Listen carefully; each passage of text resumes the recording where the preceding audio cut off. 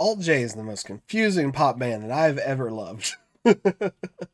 I'm not really sure. This is only their fourth record. They've been around for 10 years now, and they have one of the best pop album debuts that I personally feel like has been around for the last 20 years. But they almost immediately descended into like confusion and disappointment for a lot of people, myself included, but I've never initially given up on them.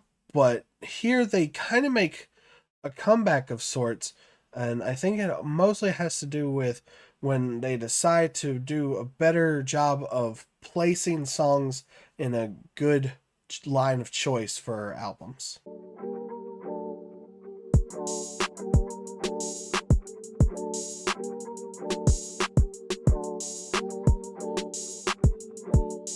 I really think the first like five or so songs feels like they have done their best job since Awesome Wave to create a consistent choice in pacing and execution. All the songs that really feel like they fit together. The biggest problem with their third record, Relaxer, was that none of those songs really felt like they flowed into each other. They were super kind of awkward and clumsy in placement. I always came away with only like liking three songs. I never could really appreciate that album.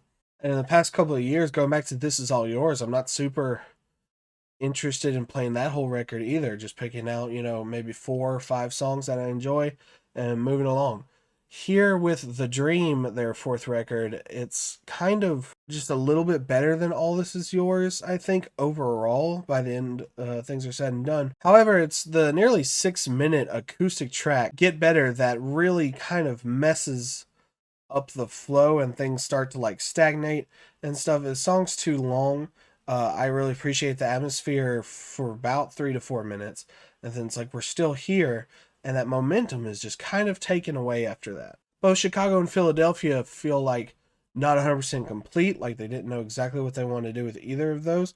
I like the arrangement choices of adding extra instruments in there and like some symphonic elements and stuff and a little more tech. But then the 6-minute song Walk a Mile, which starts off really awkward and clunky and then kind of smooths out and has a way better back half than front half, is also 6 minutes, and the momentum's taken away again and it never goes back. Losing My Mind isn't anything special, and Powders is a bad closer, kind of. I am not a fan at all of adding like real world recordings of just like people, talking. This one seems like dude's just at a grocery store, he's buying something, and I immediately tune out. I'll just admit it.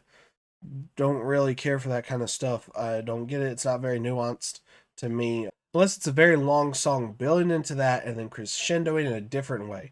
That's kind of all the song is that speech, talking kind of stuff, dialogue, or whatever you want to call it. But it's the first half, before Get Better, that kind of like every song. And something about the vibe and the production and the atmosphere reminds me of Yoshimi Battles the Pink Robots, Flaming Lips. Very quelled, semi-electronic, chambery, poppy atmosphere that kind of just glides you through each track. And that's as close to it. Like, I still, like, if anyone told me that they don't hear that, that's totally fine.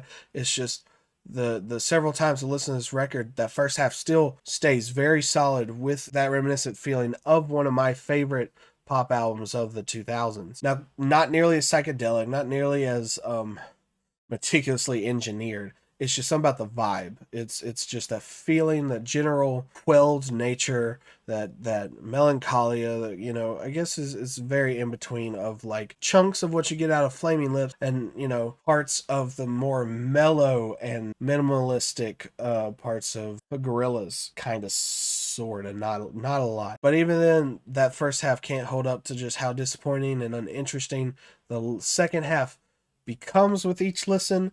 I cannot just absorb those 2 6-minute songs to be overly likable. I love a lot of Walk a Mile, but I also hate that there's 6 minutes of it. So yeah, as Bane, You and Me, Hard Drive Gold, Happier When You're Gone, and The Actor, all, weird lyrics, a bit kind of surreal, abstract, but those, it's just a straight line for those 5 and the rest is kind of do with or without. So ultimately, this just kind of is at the same level of their second sophomore record for me. It's still better than Relaxer, but Relaxer was just very much not a lot there and not interesting after like the first listen surprise of some of the choices. After that surprise is gone, that record is very dull and not very enjoyable. Here at least, I think is worthy of about a 6 out of 10. Again, strong, atmospheric, enjoyable first half. You can just kind of digest at your own pace.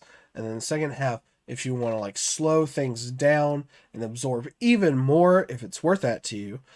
For me, it just hasn't yet. Hasn't really clicked. I don't know if it's going to, especially since I think it's most reminiscent to me to All This Is Yours.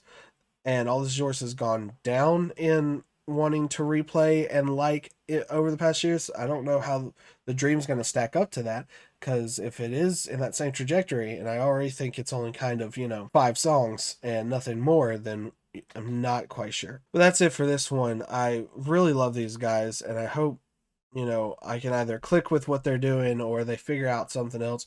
They're never going to do another Awesome Wave, and that's fine. It's just super weird that I guess it's not weird at all. They seem perfectly okay with their choices. They don't seem really fazed at all by everyone's opinions of them. So, it's whatever. As always, though, whatever you feel like, tell me what you thought of it. Like, share, subscribe if you feel like it, and if not, as always, thank you for listening at all, and have a good night.